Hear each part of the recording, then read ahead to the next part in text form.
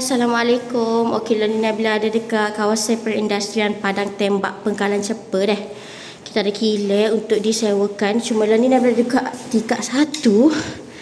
Dekat tingkat 1 ni kita dah renovated. Kita dah ada renovated office. Siap dengan partition door. Okey. Cuma dia ada terms and condition lah untuk kalau kita nak ambil ready dengan all this renovation. Kita kena discuss balik lah berkenaan dengan berapa kita punya site takeover. Okey. Daripada bilik atas ni kita boleh buat bilik office lah. Okey, ni daripada atas. Kita loading daripada sini. Trailer pun memang boleh muat masuk dalam. Sekejap lagi nak akan tunjuk di bahagian bawah.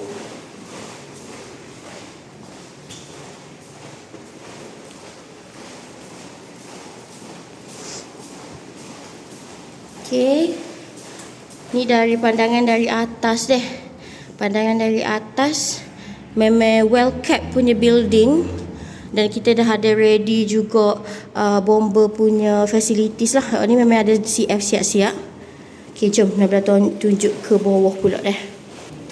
Okey, daripada tangga atas akses kepada ground floor, kita ada satu lagi ground floor office dah. Ada satu partition sini. Satu bilik air yang mana connecting dengan kita punya warehouse. Dah connecting dengan kita punya warehouse. Okey, trailer boleh masuk ke sini, masuk ke dalam untuk loading dah. Okey, ceiling height kita memang tinggi lebih pada 30 kaki. Build up dia pun keluasan tanah semua adalah 10,000 square feet. Build up kita lebih kurang 8,000 square feet. Kita ada auto roller shutter, double loading depan belakang boleh.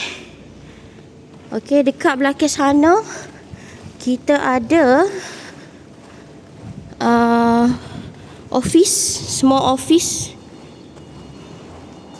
Okey, kita ada surau. Kita ada small office dengan ada bilik air juga. Okey, so sekiranya berminat boleh cepat-cepat hubungi Nabila sebabnya kilat daripada tembak memang sangat limited.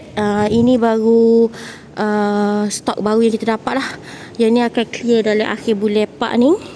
Selepas raya ni akan available lah. Sesiapa berminat boleh contact Nabila 018 7944 900. Bye.